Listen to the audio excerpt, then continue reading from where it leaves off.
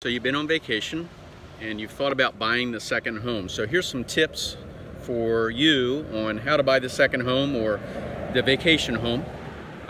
So you've been on vacation, you've seen these houses, and you know people own these things, and you think, well, maybe it's me. Maybe one day I'll own one of those. You've always dreamed about owning the beach house, right? So one of the ideas is maybe you can get out of the harsh winters up north, or you can spend summers with your grandkids, or you can go ahead and have a quick trip to the beach on the weekend, or enjoy friends. You can have friends over or family and that sort of thing, or maybe even when you have a place to go to when you actually retire. So you've seen the beach houses, and some people actually do rent them out short term. And that allows you to actually visit those properties as well if you own one.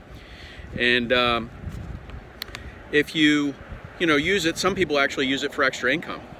So today we're going to talk about that in this episode of tips for buying a second home or a vacation rental. The thing that you want to consider is the tax benefits. Any kind of deductions that you have are business expenses. So, interest is deductible. And this is one of the considerations why a lot of people consider these. Now, I just want you to know that obviously a lot of people do pay cash. So if you do, the only thing that you have is your expenses, your actual hard expenses of, your groundskeeping, your maintenance, your water, your pools, that kind of thing. If there are, in this community that I'm in today, there is actually a small little pool. So you can get these condos for under $400,000. You're right across the street from the beach. The HOAs, in a lot of these communities, $75 a month. I mean, it's not big, and a lot of people don't want big HOAs, so that would take care of that. But I've had clients who have told me they've been to Florida, and they have been to a lot of other places on the East Coast, and this is by far the least expensive because it's $600,000 for a 4-bedroom in other areas like in Florida, and the taxes are terrible. They tell me, because if you're a second homeowner, you're going to pay more in taxes in like Florida, and also these you can get for $200,000 less than you would in a lot of other places. So it's something to consider. Now, I do want to let you know that some places you see these and you don't realize it, but they are actually not zoned for short-term rentals, in other words, by the week or by the night. And so in some places the zoning is not correct. You have to actually rent them on a short-term lease, 6 months or more, even or longer. So I just want you to know that if you're just looking at properties, get yourself a realtor who knows the zoning, knows the area. I just want to,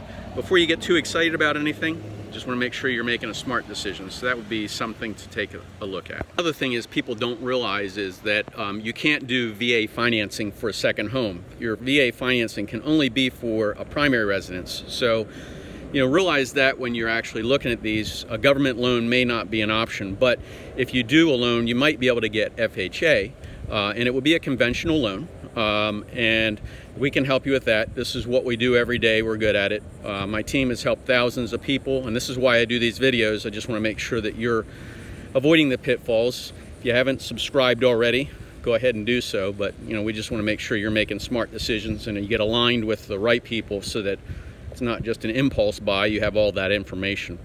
So if you do a FHA, you're going to need it's a second home, so you have a primary residence. You want to make sure that you're proving to them you've got enough income, obviously, to cover the second note, but also that your credit scores are decent. You can't have a weak score. A lot of people think that you can buy a beach house across the street from the beach for $100,000 and it's a fixer-upper, and get that out of your mind, because there is no such thing as that. Like I say, some homes, beach homes we can get, you're going to be at least $300,000 before you even talk about raised beaches, and then up from there. And to be honest with you, they're up from there. So we've had clients that have bought in Florida and have told us that obviously this is the most bang for the buck. They did not buy in Florida. They were shopping in Florida, but they've told us this is the most bang for the buck that you can get anywhere on the East Coast. And I believe that, because it's pretty good values here. Thing is when you get down to it, a lot of people think, oh, I can can't afford a beach house, I'll buy a timeshare. Do yourself a favor, keep your money, go on vacation. A timeshare is not a good idea. You're gonna spend more money in maintenance fees, costs, and if you go to try to get rid of it, that'll prove the actual value of how much a timeshare is worth. And again, getting rid of them, we get calls every single day for people who want to get rid of timeshares. You can't deduct the expenses, and just save your money up and go on vacation. That's your best deal. So should you be part of a homeowners association or not? Some people like a homeowners association because when they're away, they're taking care of things. And you know, the grounds maintenance, the grass cutting, any kind of exterior maintenance, those types of things, a lot of HOAs will cover. And some of them will actually cover things like cable TV, internet, electric, water. So it just depends on the community, but we can help you with that. Single family houses, a lot of times you'll be paying everything. So that's insurance and water and everything. So you've got questions on this, give us a call, because this is what we do. We can make sure that you're not getting into the wrong area, or if you're getting into something that's you want to know all the facts and figures before you get too far in. So does size matter? I think it does. Here's why. If it's just you and a spouse, again, it's a small area, you probably won't be entertaining. A small house will do. But I got to tell you that you know, if you're entertaining and planning on having family and friends and that sort of thing, you want to make sure that you are getting the bedrooms and the bathrooms and the layout that will accommodate that as well. So these are things to consider.